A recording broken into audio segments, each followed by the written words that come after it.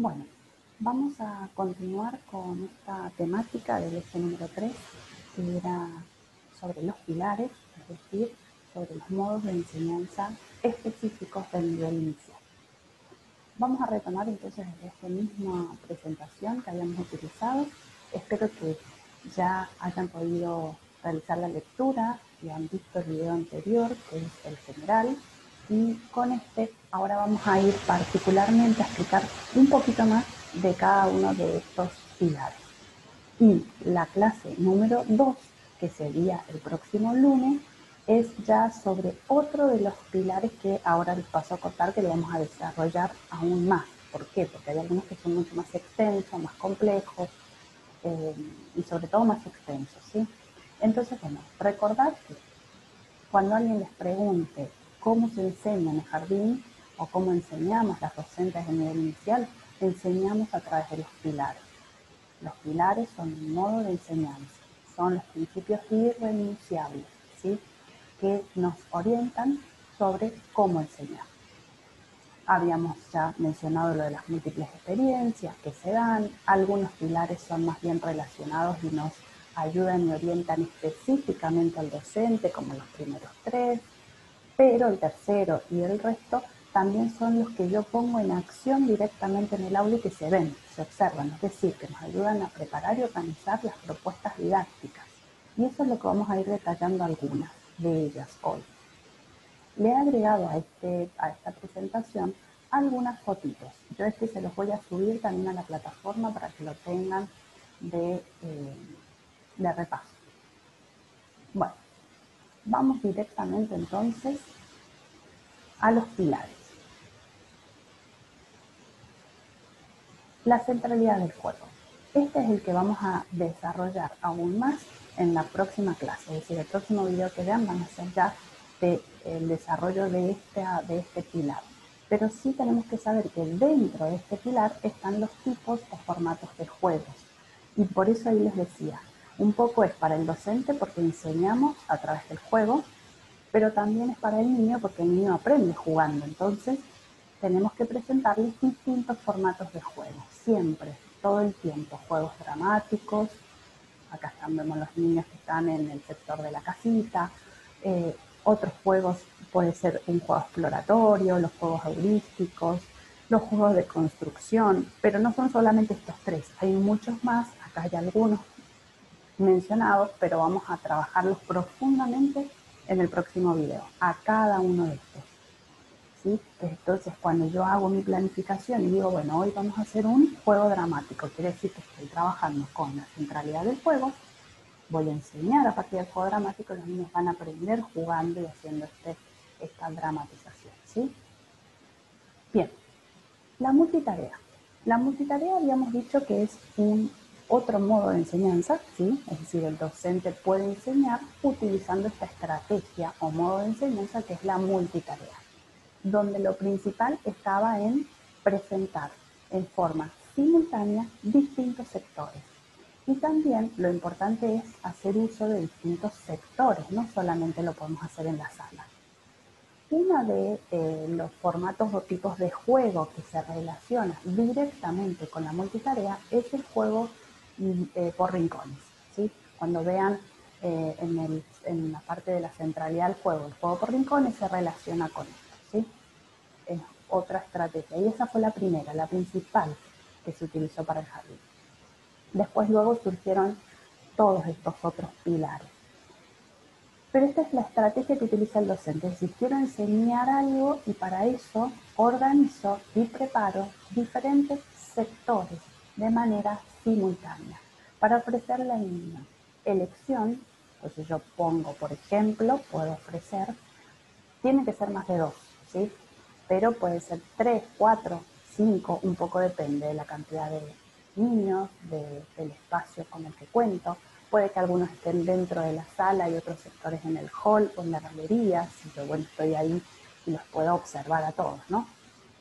Pero requiere entonces, por ejemplo, en el caso de las fotos, hay un sector de construcción, hay un sector para observar, mirar cuentos, que está preparado con mantitas, con almohadones, con los libros, y hay otro sector donde está el docente acá interactuando con los niños, ¿sí?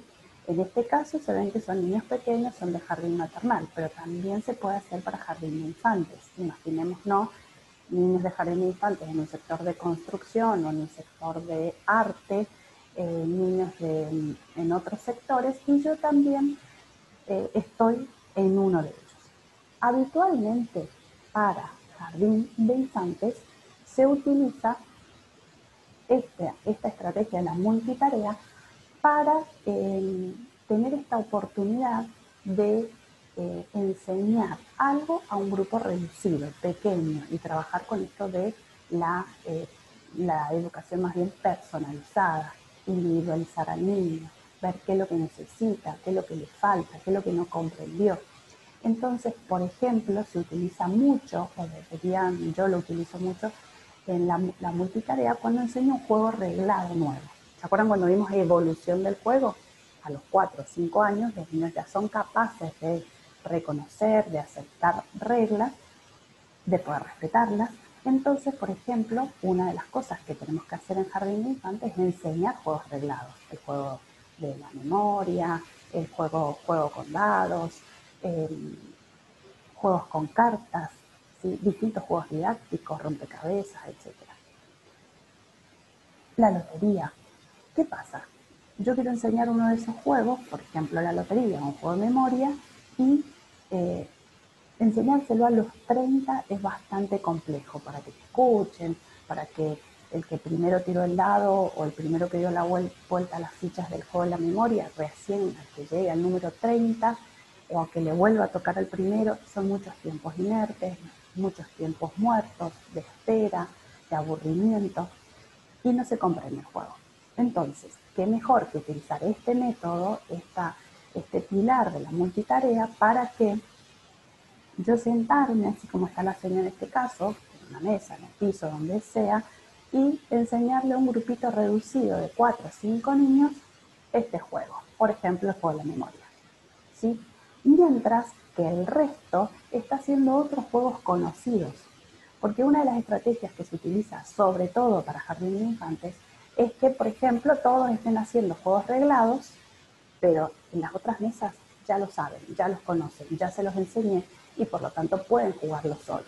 La docente sigue observando, estando atenta al grupo, interviene si es necesario, pero está concentrada en la mesa donde enseña o presenta el juego nuevo. En este caso del ejemplo, el Memotes. ¿Sí? Entonces, yo enseño acá ciertos contenidos específicos, un juego en particular, trabajo con estos niños, luego de un tiempito cambio y van estos nenes que ya jugaron conmigo al Memotes, pasan a otro sector y así vamos haciendo rotación para que todos puedan pasar. Quizás en el mismo día, la misma tarde, la misma mañana, no alcanza a pasar todo el grupo. Entonces esto requiere que mi planificación, yo lo planifico una vez, pero digo, esto se va a realizar 2 veces por semana. O se realizará una vez por semana hasta que todo, la cantidad que ustedes quieran, eso lo decide el docente. O lo realiza todos los días de la semana hasta que todos pasen y practiquen. Entonces este juego del Memotest el día de mañana va a poder estar en otra mesa y los niños lo van a poder jugar solos y yo incorporo y les enseño a jugar al chancho va, a la escoba del 10, a lo que ustedes quieran. Entonces, generalmente para jardín de infantes puede tener una misma temática, la multitarea, es decir, todos juegos reglados, pero la seño está en una mesa en particular enseñando estos contenidos particulares. Pueden ser otras temáticas, por ejemplo, podría ser algo de arte. Yo quiero enseñar una técnica nueva, quiero que aprendan a usar el punzón. Imagínense el punzón o la tijera. Que yo digo, se las doy a los 30 la tijera y no sé quién corta bien, quién no, es muy complejo, puede suceder algún accidente.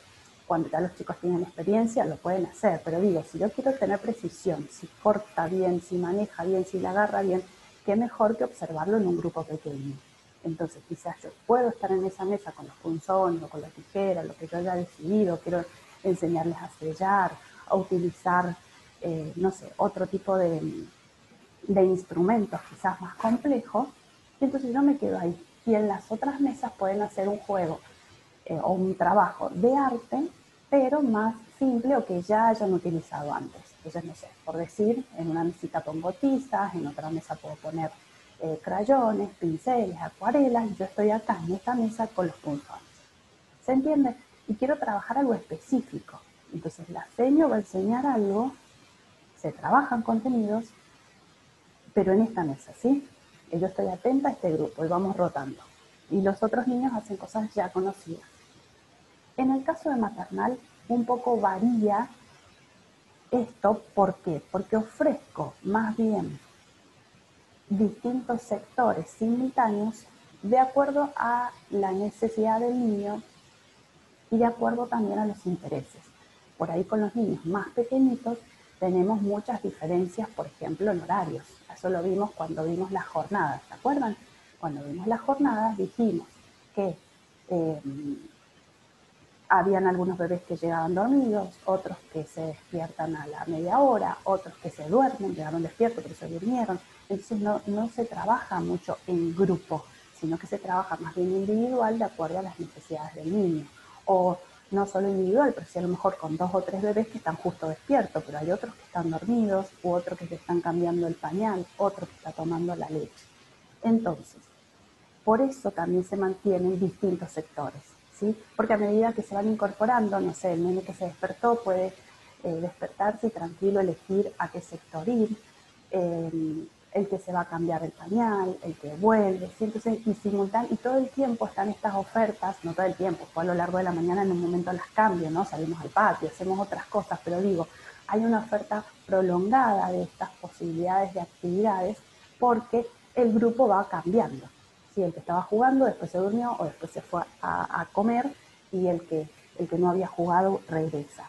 Y si el docente está también obviamente presente, generalmente en maternal deberían ser 2, ¿no? Uno que está acá en este grupo y el otro está con el que está durmiendo, con el que necesita el cambio de pañales, etc.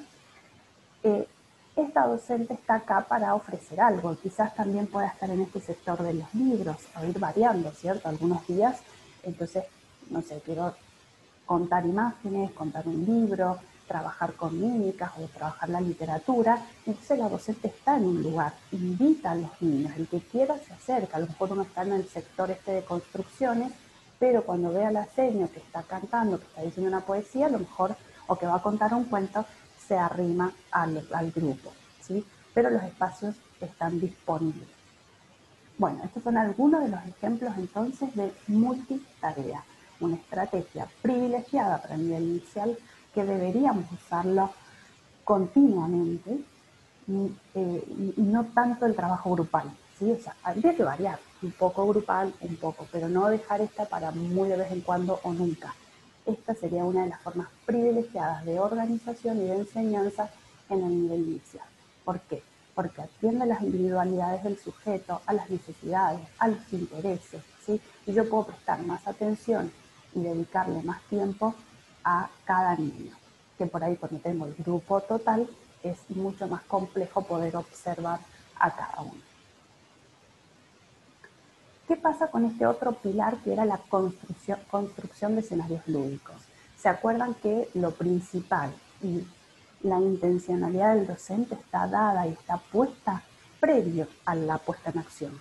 Es decir, que está puesta cuando yo lo planifico, cuando yo lo pienso y decido en qué espacio lo voy a hacer, con qué recursos lo voy a hacer, con qué materiales y qué quiero que más o menos se logre. Porque hay dos tipos de escenarios, a grandes rasgos, hay dos tipos de escenarios lúdicos.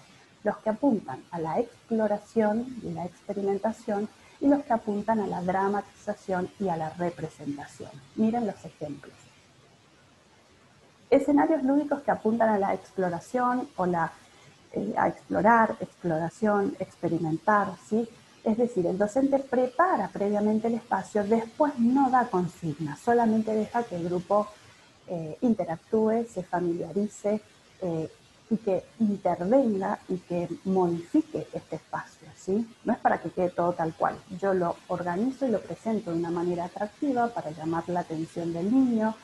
Puedo sugerir algunas cosas al, no sé, al tener estos cubos apilados o al preparar una rampa.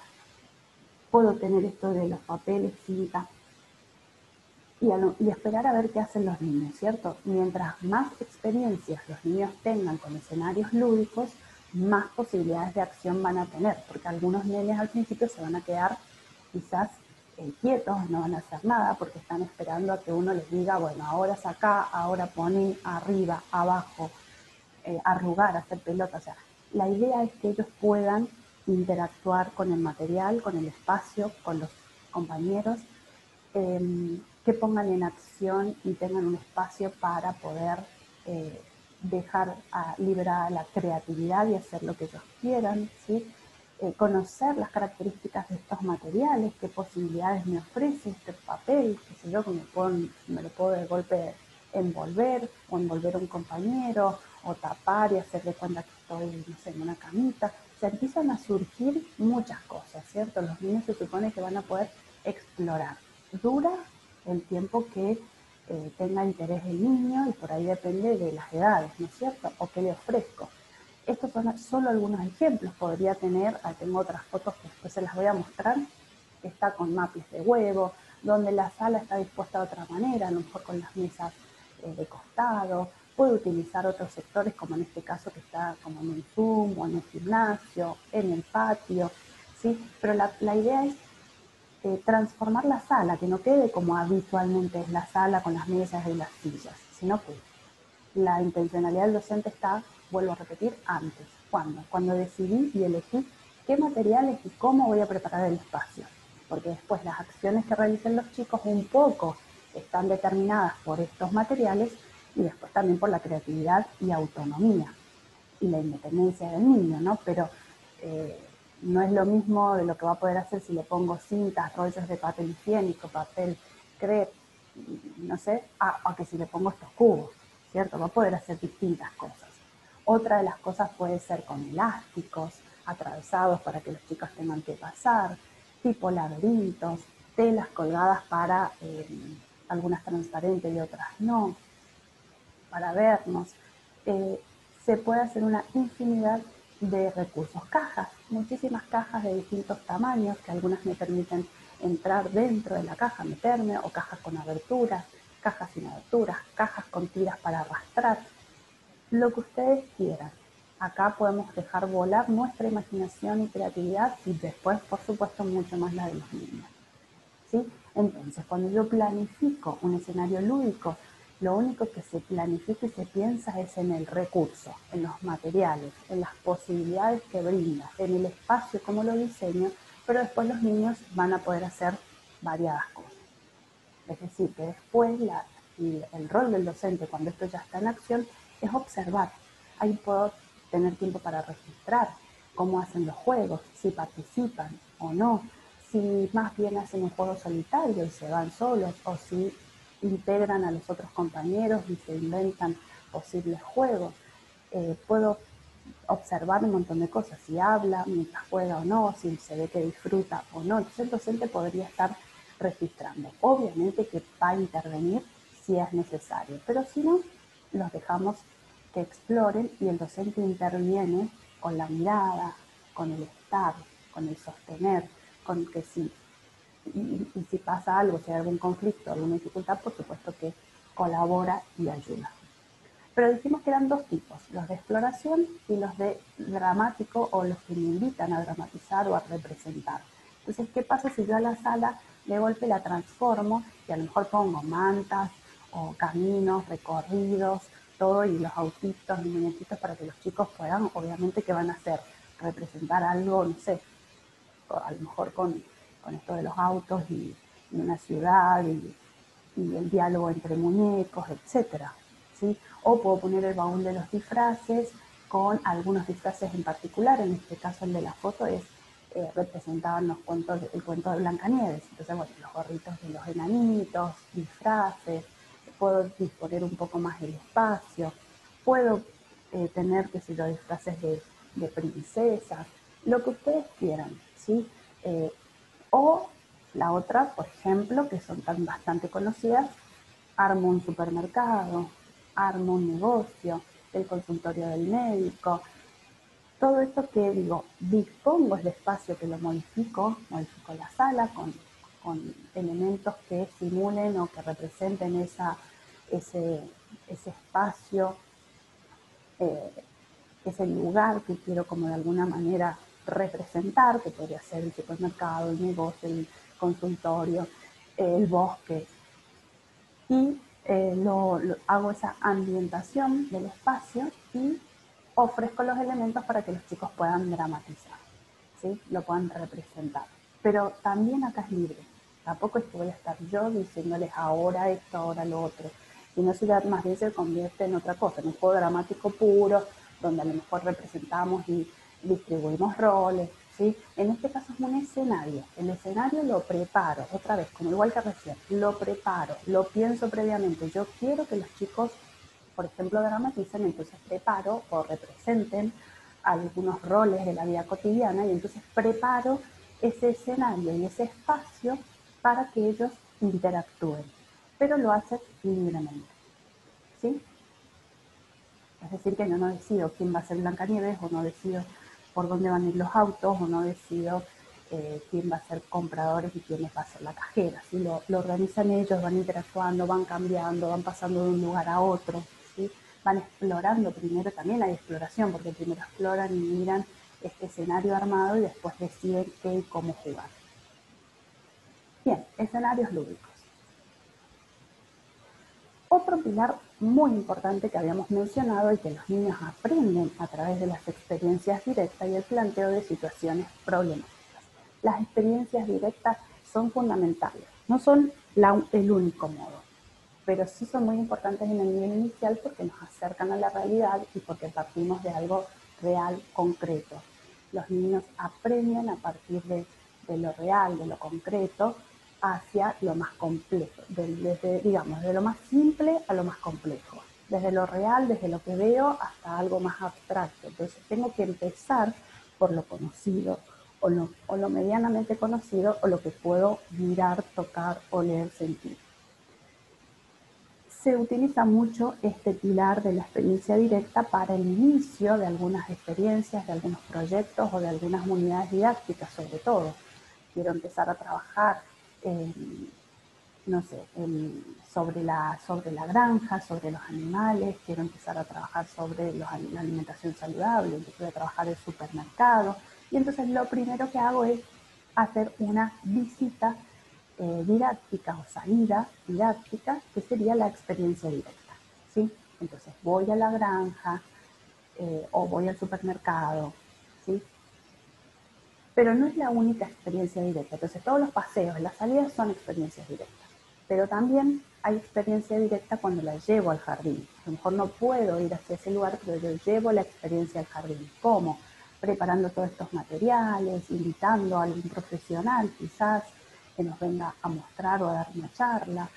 La experiencia cuando yo ofrezco, por ejemplo, empezamos a sembrar, hacemos la huerta en el jardín, preparamos o hacemos experimentos en el laboratorio. Eso también son experiencias directas, este contacto directo con esta realidad que yo quiero enseñar, con este ambiente que quiero indagar, ¿sí? Entonces, para esto van a saber que para hacer una experiencia directa hay que hacer primero toda una cuestión administrativa importante, porque requiere una planificación aparte.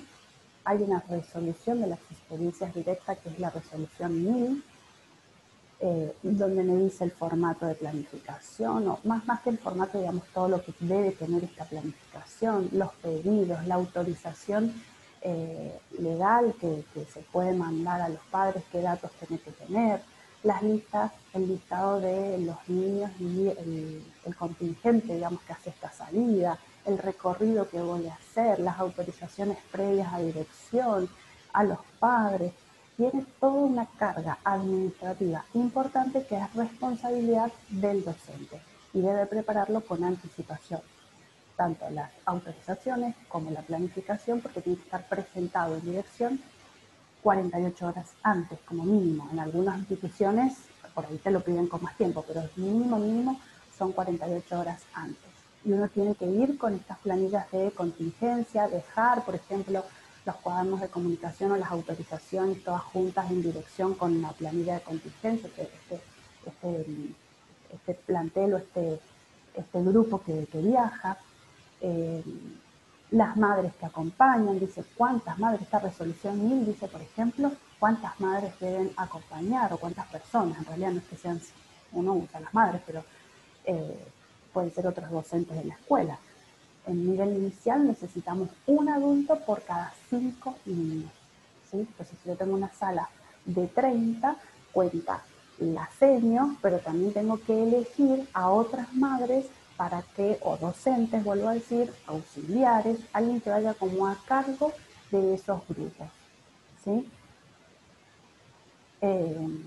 No puedo irme yo sola, por más que yo diga yo lo manejo, yo tengo manejo de grupo, no está permitido. Sí o sí tenemos que ir con la cantidad de adultos que me exige esta resolución. Actualmente está la 1000, después puede que vaya cambiando. Bueno, esto de la flexibilización de los tiempos lo habíamos mencionado, van algunas imágenes con esto para poder hacerlo más gráfico y recordar. Esto sirve, este Power, este video es más bien para repasar algunas cuestiones de las ya mencionadas, y este docente que debe ser flexible con los tiempos y debe poder organizar momentos de tranquilidad, con momentos de mayor concentración y de prestar atención a un docente que me está hablando, actividades más complejas, digamos, de pegar, de armar, digamos, que disponen o que exigen mayor exigencia cognitiva al niño, con otras que sean de más libertad, por ejemplo, cuando jugamos en el patio. Entonces tenemos que tener este docente que vaya como organizando flexiblemente, pero también organice esta jornada de una manera didáctica, de una manera adecuada para respetar los tiempos, el cansancio, las necesidades biológicas de los niños, cuando necesitan comer, cuando necesitan ir al baño, ser higienizados, ¿sí? A eso hacía referencia. Bueno, el docente como acompañante afectivo, este docente que pueda sostener con la mirada, acunar, acompañar, jugar, involucrarse, disponible, ¿cierto? Escuchar. Y la última, que era la conformación de lazos de confianza y respeto entre la familia y la escuela, ¿no? Y bueno, requiere de este ser docente, de este maestro que pueda saber, que pueda adaptarse, que pueda ser creativo, que pueda ser comunicativo, que pueda entender a estas familias, comprender y respetar sobre todo. Así que bueno, esto era un poco como para retomar algunos pilares y algunos ejemplos.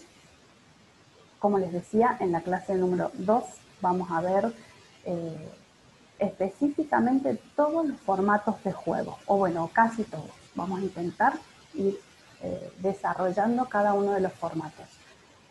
Pero entonces, el docente enseña a través de estos pilares. Cuando yo digo voy a salir a la granja, voy a preparar una experiencia en la sala, esa es la forma de enseñanza. Y todo esto que yo estoy mencionando tiene que estar en la planificación. Los pilares van en la planificación. No es que pongo pilares, 2 puntos, experiencia directa, pero sí pongo el día martes voy a ir a la granja. Sí, vamos a hacer una experiencia directa, una salida didáctica, vamos a ir a la granja. Voy a poner el jueves, vamos a hacer la senio presenta un escenario lúdico para explorar con cajas y pañuelos. No sé, el jueves la senio va a presentar o va a trabajar con multitarea, donde en los distintos sectores van a trabajar con los juegos reglados y la senio va a enseñar un juego nuevo que es el bingo. ¿Sí? Si todo esto que yo estoy explicando va a estar escrito en la planificación y se va a poner en acción en la sala. Bueno, espero que les sirva. Cualquier duda, el lunes tenemos el encuentro por Meet, así que ahí podemos sacar o despejar dudas, aclarar cosas que no hayan quedado claras. Espero que puedan ver todos los videos y el que sigue también, así aprovechamos el encuentro. Hasta luego.